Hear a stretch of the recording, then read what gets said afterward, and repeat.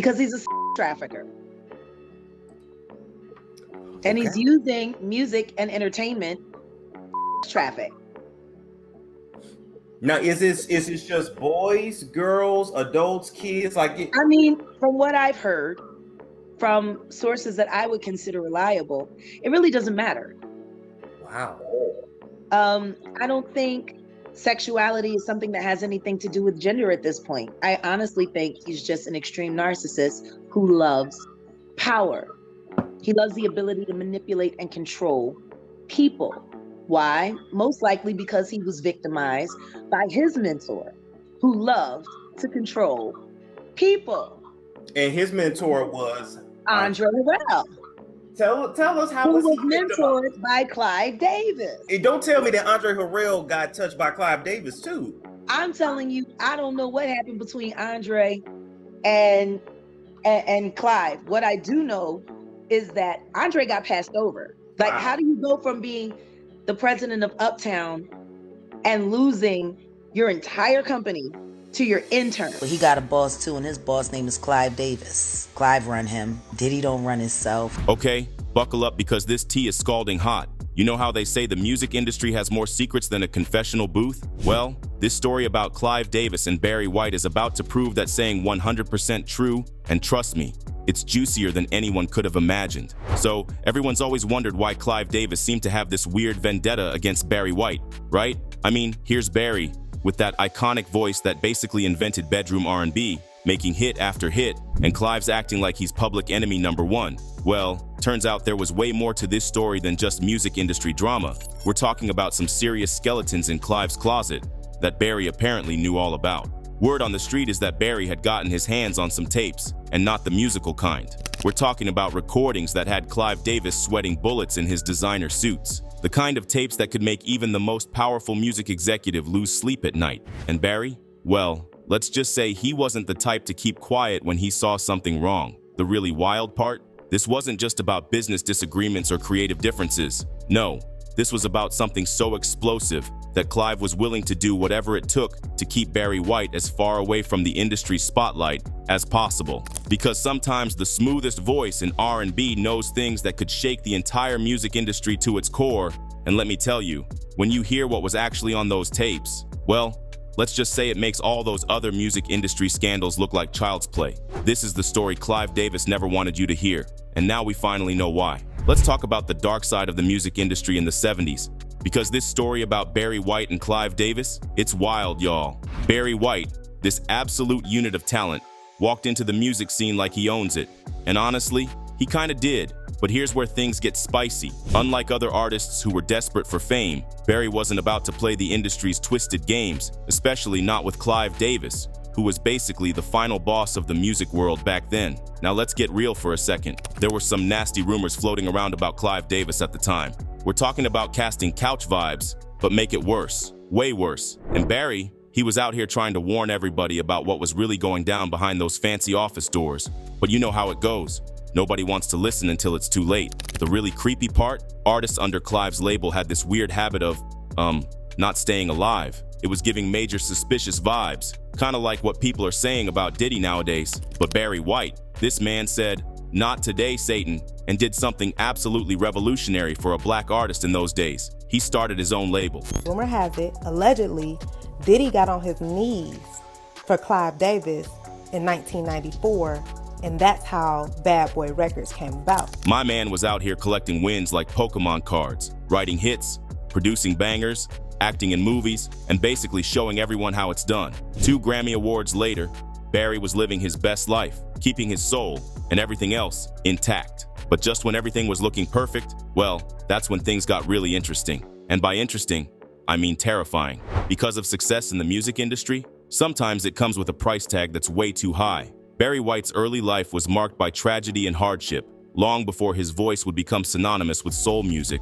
Born in Texas in 1944, his family's story was complicated from the start. His mother, Sadie Marie Carter, discovered that Barry's father, Melvin White, was already married, a revelation that would shape young Barry's identity. In a decisive moment that spoke to his character, Barry chose to embrace his father's surname, legally changing his name from Carter to White. The streets of South Central Los Angeles became Barry's classroom, but these weren't easy lessons. Together with his younger brother Daryl, Barry found himself caught in the cycle of street life and petty crime. The severity of their situation became clear when Daryl was incarcerated at just 8 years old, a stark illustration of the environment they were growing up in. The bond between the White brothers was unshakable, but their paths would diverge tragically.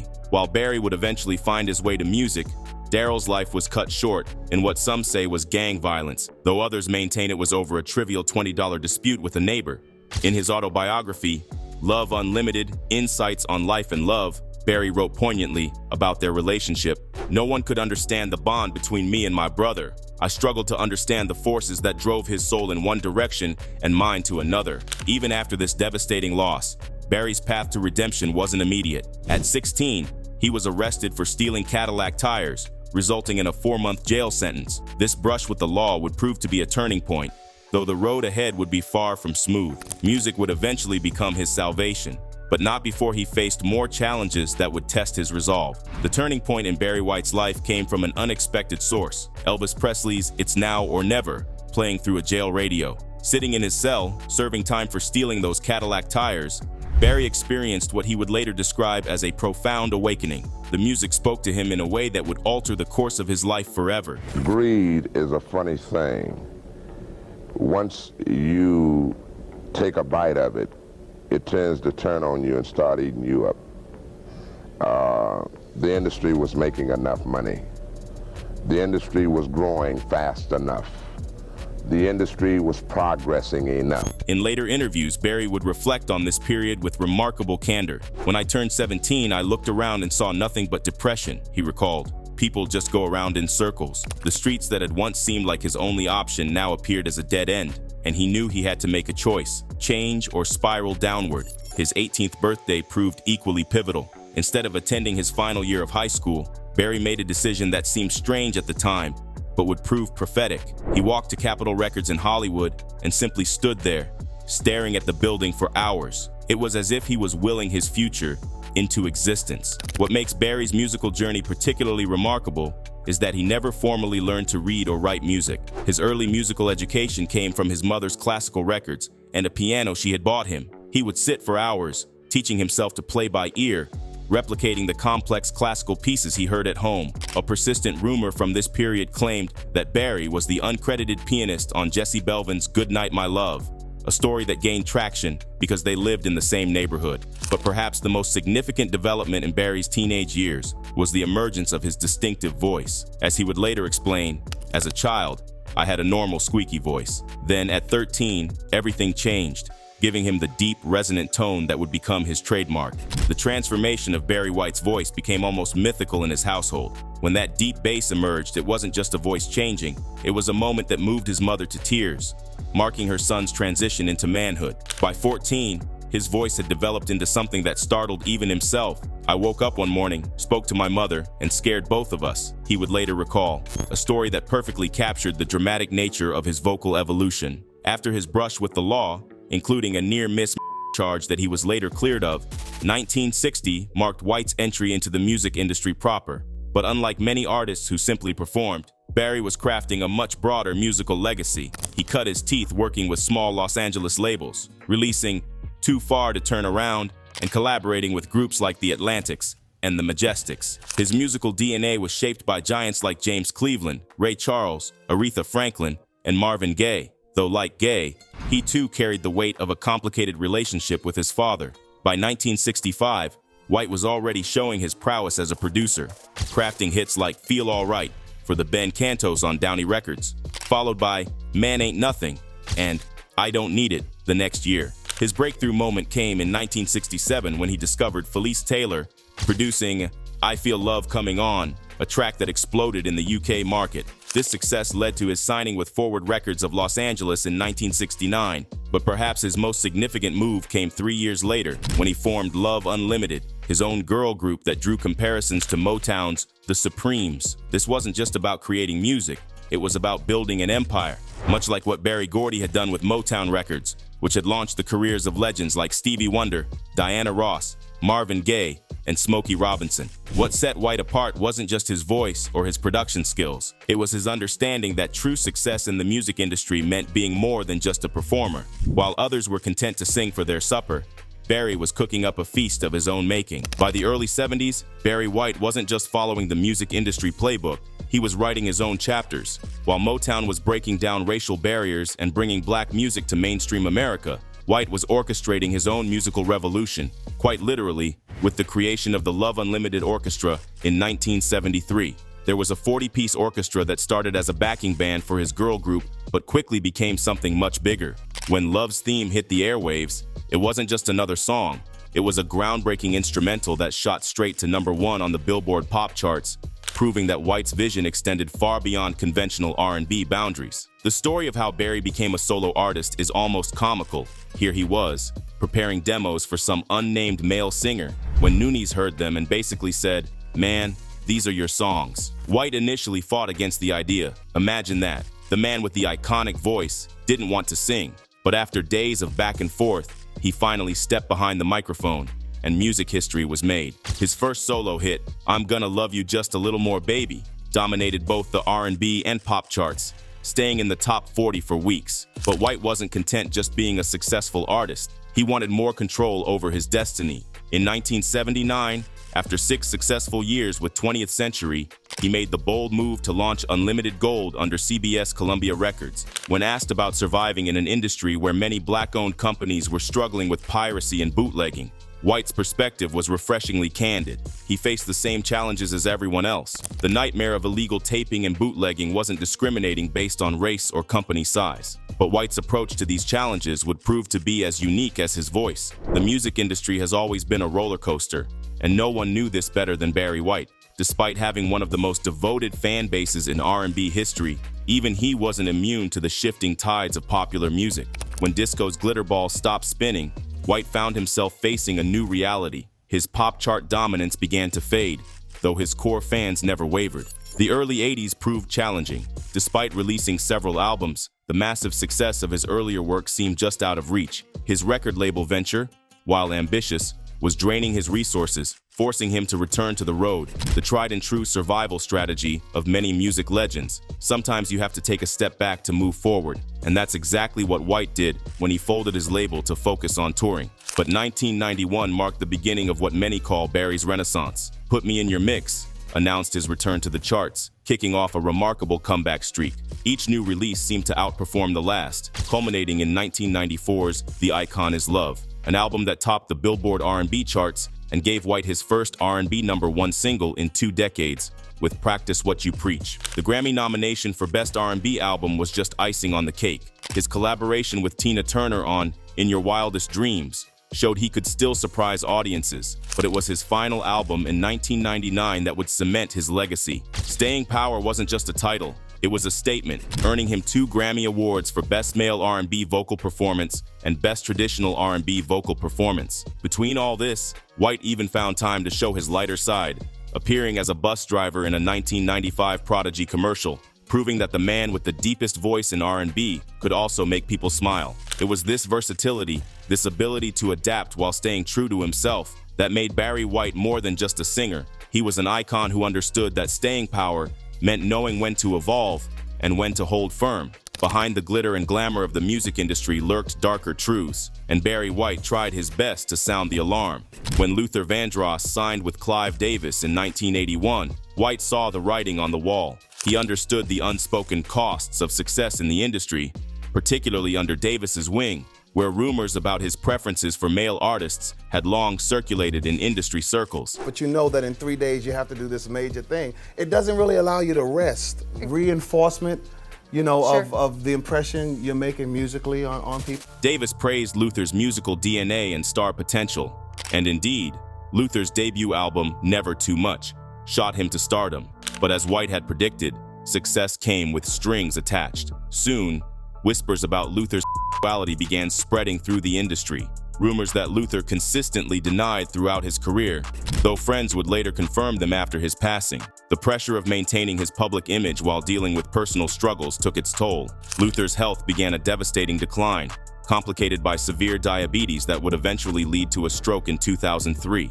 His physical transformation was dramatic and public. Fans watched as their beloved singer battled weight fluctuations and health issues that increasingly affected his ability to perform. The mental toll was perhaps even more severe than the physical. Luther's struggles with self-image became a constant battle, despite encouragement from fellow artists like Whitney Houston, who reminded him that his fans loved him for his extraordinary talent, not his appearance. But in an industry obsessed with image, these personal battles were fought under the unforgiving spotlight of public scrutiny. White had seen it all before, the way the industry could slowly chip away at an artist's spirit, using their vulnerabilities against them. His warnings to Luther hadn't just been about professional pitfalls, they were about the human cost of fame under certain powerful figures in the industry. It was a price that, as events would prove, could be devastatingly high. The music industry's toll on its artists became painfully clear in the early 2000s. Despite all the warnings and red flags, Luther Vandross's journey ended far too soon at just 54, his body finally giving in to the health battles he'd fought for years. Just a year later, in 2004, the industry lost another giant when Barry White passed away at 58, his legendary voice silenced by heart problems and weight-related complications. But here's the thing that makes people pause. Clive Davis, the man at the center of so many industry whispers and warnings, is still very much alive and kicking, approaching his 100th birthday. The contrast is striking. Two immensely talented artists gone in their prime, while the executive they both had complicated relationships with continues to thrive. The whispers about Davis haven't faded with time. If anything, they've grown louder in recent years as more stories from the industry's past come to light. Barry White's early warnings about Davis and the industry's darker side seem almost prophetic now, especially given how events played out. Let's cut to the chase about why Clive Davis really wanted Barry White out of the picture. It wasn't about music, it was about secrets, and Barry White knew too many of them. The kind of secrets that could bring down an empire and destroy carefully crafted reputations. See, Barry White wasn't just a musician. He was an observer who had been in the industry long enough to see behind the curtain. He'd witnessed the darker mechanics of how certain music executives, including Davis, operated. While Davis's sexuality wasn't exactly a secret in industry circles, it was pretty much an open secret by then. What Barry allegedly knew went way deeper than that. In your book, you reveal that you are bisexual. Why did you wait so long, Clive, to make that public? I was only turning to bisexuality after my second marriage failed.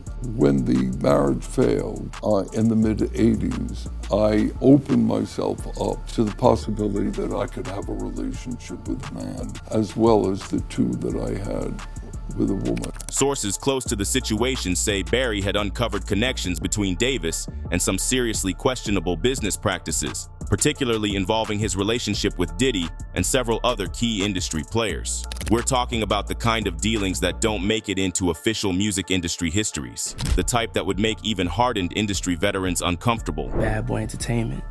I named it Bad Boy because I wanted to go against the grain. Anytime you go against the grain, they consider you like kind of bad. Nothing negative, nothing like hardcore. Just, I didn't want to be regular. The real issue wasn't just what Barry knew. It was that he wasn't the type to stay quiet about it. Unlike many artists who would look the other way for the sake of their careers, Barry had built his own empire and wasn't dependent on Davis's good graces. He had a reputation for speaking his mind and warning other artists about industry predators. For someone like Davis, who had spent decades building his power structure, Barry White represented a genuine threat. This wasn't just about protecting reputation.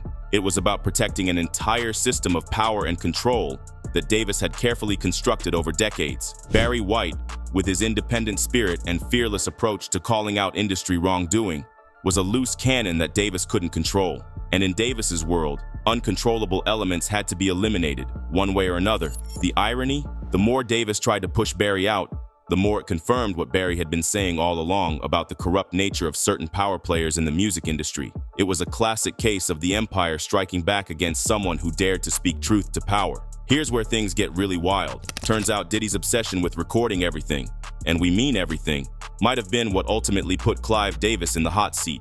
Word is, Barry White somehow got his hands on some of these recordings. And what was on them? Let's just say it was the kind of stuff that could make even the most hardened industry veterans clutch their pearls. See, Diddy had this habit of keeping the tape rolling during meetings, parties, private conversations, you name it. He probably thought it was for protection, but it ended up capturing some pretty damning evidence of Davis's behind-the-scenes activities. We're talking about shady business deals, compromising situations, and conversations that were never meant to see the light of day. And somehow, these tapes found their way to Barry White. Sources close to the situation say Barry wasn't just sitting on these tapes, he was ready to use them. He'd seen too many young artists get chewed up by the industry machine, and he had finally gotten his hands on concrete evidence of how that machine really worked. For Davis, this wasn't just a threat, it was a ticking time bomb. The really interesting part? Barry had apparently started dropping hints about what he knew in industry circles. He'd make these subtle comments in interviews, these vague warnings to other artists about knowing the real story. Davis and his team picked up on these signals, and that's when the campaign to silence Barry really kicked into high gear. What made it even more dangerous for Davis was that Barry White had the credibility and independence to make these revelations stick. He wasn't some bitter, failed artist. He was a respected industry figure with his own empire. If he decided to release those tapes, people would listen. And for someone like Davis, who'd spent decades building his power structure on secrets and silence, that was a risk he couldn't afford to take. This wasn't just about protecting reputation anymore. It was about survival. Because whatever was on those tapes, it was bad enough to make one of the most powerful men in music want Barry White gone, by any means necessary. So, what do you think? Comment down below and let us know. If you like this video, click the subscribe button and hit the bell icon to be the first to see my next video. I post updates like this every week where I uncover the secrets of your favorite celebrities.